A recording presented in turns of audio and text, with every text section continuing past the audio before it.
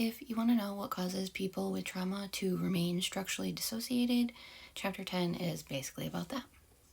This is on the phobic maintenance of structural dissociation. Structural dissociation of the personality can have adaptive value if survivors lack the mental energy and efficiency to integrate their traumatic experiences and dissociative parts. Survivors with such a limited mental level as the apparently normal part of the personality may be more able to adapt to daily life if they can avoid traumatic memories associated with the emotional part or parts of the personality or EPs. A number of factors continue to maintain chronic dissociation over time, even though survivors may have increased their mental levels, matured, have better social support. Phobia of action. Traumatized individuals have a phobia of action that can be more or less complex and that basically pertains to a set of trauma-related actions. That is, survivors are unable to complete the particular trauma-related actions effectively because they fear, detest, or are ashamed of, and thus avoid these actions, such as having certain feelings or being sexual. Phobias of trauma-related actions are substitute actions that maintain structural dissociation because they interfere with the integrative mental actions needed to reintegrate survivors' divided personality. They also prevent behavioral actions that would enhance the survivor's adaptive capacities, such as being assertive or taking healthy risks. The core phobia of action involves avoidance of complete synthesis and realization of traumatic experiences, the phobia of traumatic memory. Many survivors develop additional trauma-related phobias through generalization learning when they associate the recall of traumatic memories with certain other mental or behavioral actions. For example, Mark was ashamed of feeling angry because he was afraid he would be just like his violent perpetrator. Sandy avoided eye contact because it brought up her acutely painful embarrassment as a child when she was ridiculed. Thus, the actions of becoming angry or of making eye contact in the present also will be experienced as fearful or shameful, and subsequently are avoided. Survivors may avoid physical sensations, affects, thoughts, wishes, needs, behaviors, and relationships whenever these become associated with the actions of their traumatic memories. They thus tend to lead a life lived on the surface of consciousness. Survivors become more restricted and avoidant as they generalize their phobia of traumatic memories to other trauma-related stimuli. For example, they can develop a phobia of dissociative parts and of particular sensations, movements, emotions, and thoughts. Chronic childhood abuse and neglect furthermore elicit a phobia of attachment and attachment loss regarding abusive or neglectful caregivers, which can generalize to many other personal relationships. In addition to all of these phobias, survivors can become phobic of change and normal risk-taking. Trauma-related phobias involve two major components. One component is a classically conditioned fear or other aversive emotion, such as shame or sadness, towards stimuli that survivors have associated with their traumatic experiences. These conditioned stimuli include exteroceptive stimuli that once signaled traumatization. For example, if a man looks at me that way, which would be a conditioned stimulus, he will hit me, which is an unconditioned stimulus, or that strongly refer to it. For example, the smell of aftershave, which is a conditioned stimulus, reminds me of being raped, which is an unconditioned stimulus. Conditioned exteroceptive stimuli include social stimuli that survivors have associated with neglect or abuse. For example, they may perceive a friendly remark as an overture to abuse. Essential interoceptive conditioned stimuli are those associated with the synthesizing and realizing traumatic memories. For example, if I would fully realize what happened to me, I would go insane. The second component of the trauma-related phobias is conditioned escape and avoidance. That is, when survivors perceive conditioned trauma-related stimuli, they engage in lower levels of reflexive mental and behavioral avoidance and escape. We are biologically prepared to become conditioned to aversive stimuli that have been of significance to the survival of our species. For example, we are naturally wary of angry faces because they signal potential harm. A survivor is thus prone to develop a classically conditioned fear of angry-looking individuals if he or she is abused, which is a cluster of unconditioned stimuli, by someone with an angry face, which is a conditioned stimulus for abuse for the survivor. Childhood abuse and neglect involve a host of evolutionary relevant stimuli because this mistreatment poses a threat to survival. Thus, it implies major classical conditioning. However, we can also develop a classically conditioned reaction to stimuli that do not have particular survival value from an evolutionary perspective. Anne, a 37-year-old woman with DDNOS, was extremely afraid of getting into black cars. She developed a conditioned fear of them when her neighbor forced her into a black car as a young child and raped her. Thus, the previously neutral stimulus of a black car became a conditioned trauma-related stimulus for Anne. The difference between a conditioned stimuli that signal and stimuli that refer to an aversive unconditioned stimulus is clinically relevant. Stimuli that signal a traumatic experience are those that indicate it is about to happen again.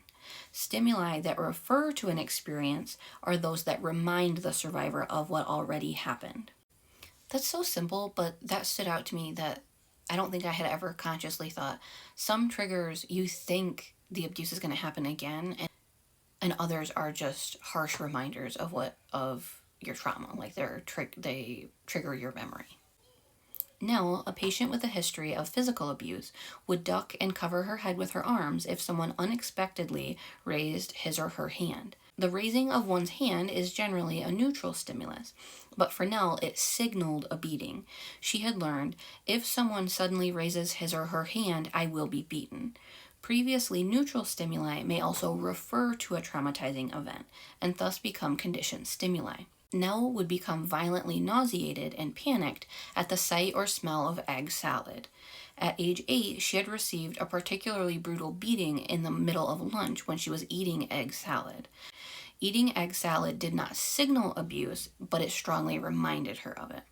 When survivors are repeatedly exposed to a conditioned signal in treatment, such as a raised hand, and the expected outcome does not occur, meaning in this case they are not beaten, they can learn that this conditioned stimulus does not signal the unconditioned stimulus, such as the threat won't actually happen in this present situation. Thus, they learn that there is no need to engage in the conditioned defensive responses. In other words, the reflexive reaction has become a higher level action tendency involving reflection and presentification in the moment. This person is raising his hand to express himself, and it does not mean that I'm about to get hit. Learning that the conditioned stimulus does not signal the unconditioned stimulus in the present situation is the working principle of all forms of exposure therapy.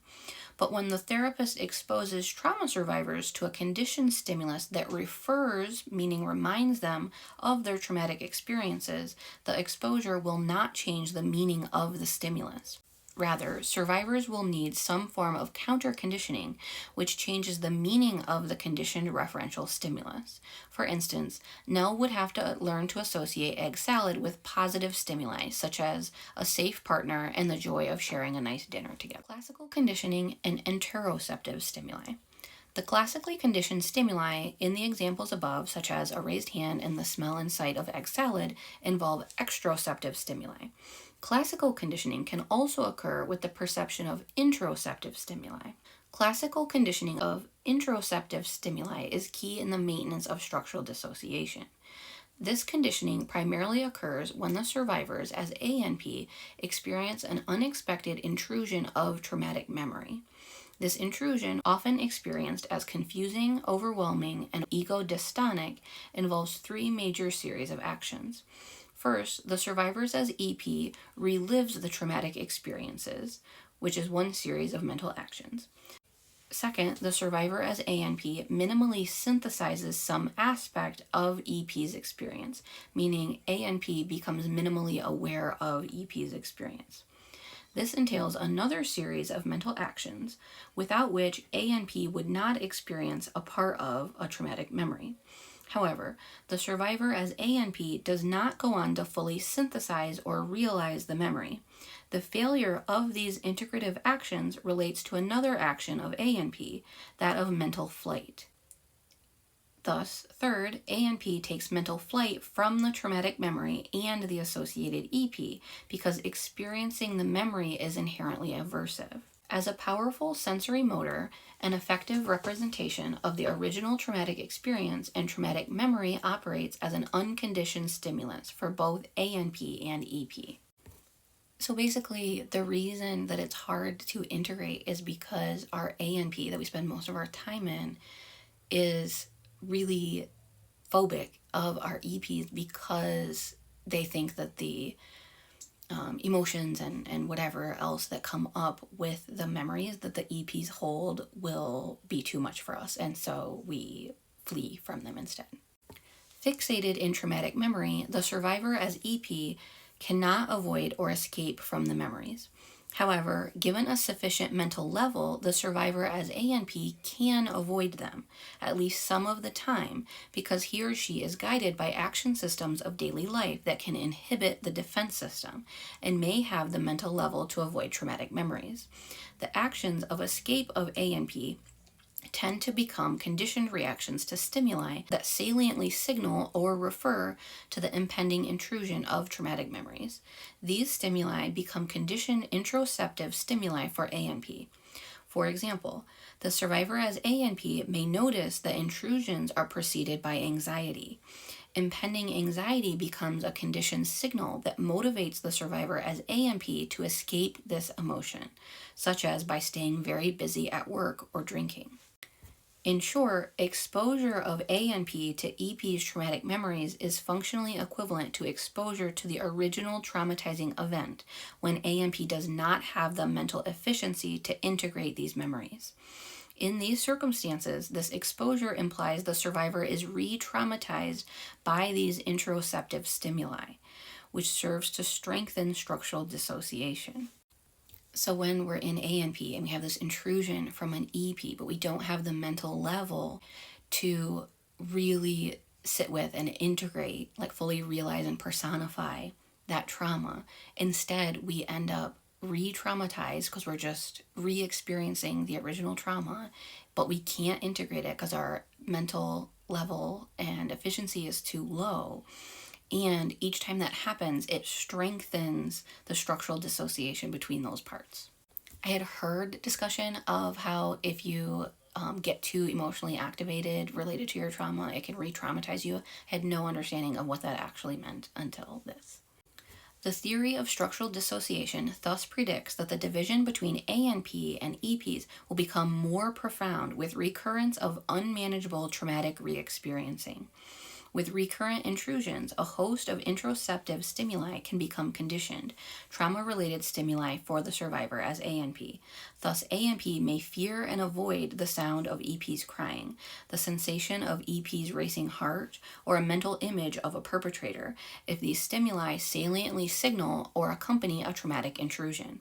ANP may also start to fear EP generally, and eventually any stimulus that signals or refers to EP.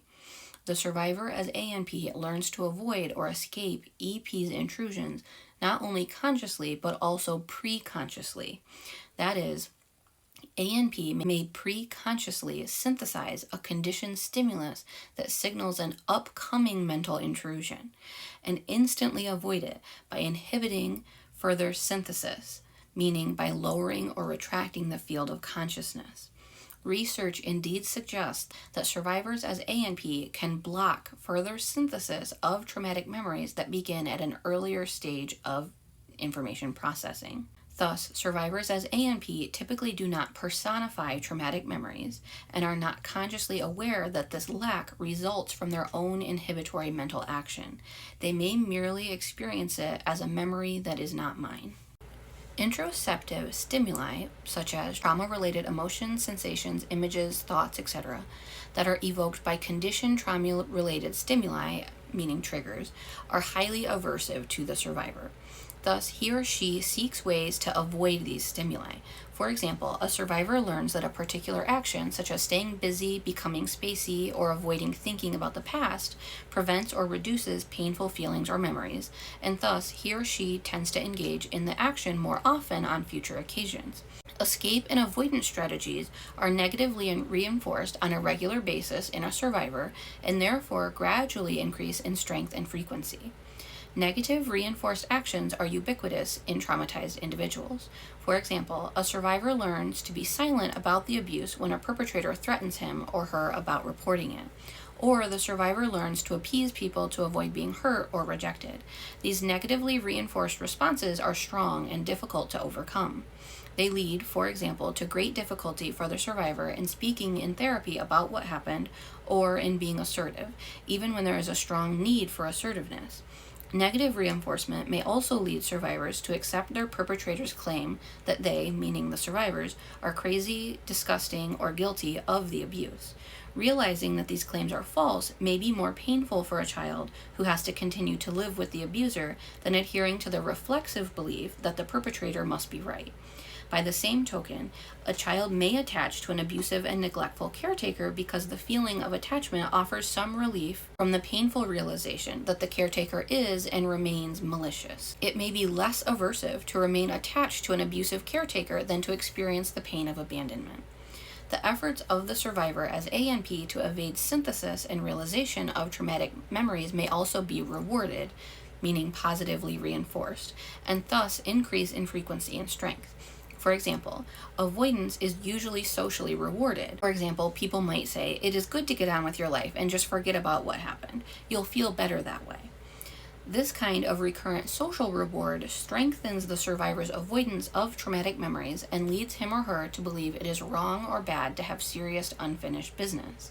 That is, it enhances false reflexive beliefs. Avoidance and escape from perceived threat.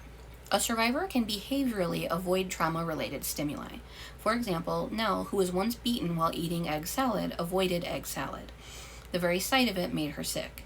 Other behavioral avoidance reactions to trauma-related stimuli include avoiding intimacy, sexual relations, interpersonal conflict, showers or bathtubs, looking at or touching one's own body, places where abuse occurred, and therapy. Survivors can engage in behavioral avoidance or escape from their own feared mental actions. For example, they can temporarily evade traumatic memories by self-harming, because this action generates endogenous opioids that temporarily block or impair their ability to reactivate these painful memories. Or survivors may take drugs or alcohol to cloud their consciousness, or to stay too busy in order to prevent or block feelings and thoughts. Survivors can also mentally avoid or escape from perceived personal threat. We have already noted that they consciously or preconsciously avoid the integration of traumatic memories, dissociative parts, or other trauma-related actions. Survivors as ANP may know that they tried to avoid thinking about their traumatic memories. Avoidance actions that involve lowering the level of consciousness include dizziness, absent-mindedness, confusion, fogginess, or depersonalization.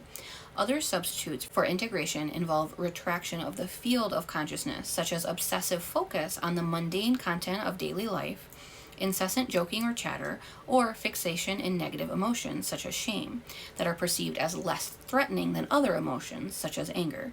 We refer to avoidant lowering and retraction of consciousness as phobic alterations in consciousness. About halfway through the passages I wanted to read from chapter 10, so I'll stop there for now. Follow me if you want to get the rest of it. And remember, I have a collection for this book if you want to go back and see all the videos I've done on the haunted cell.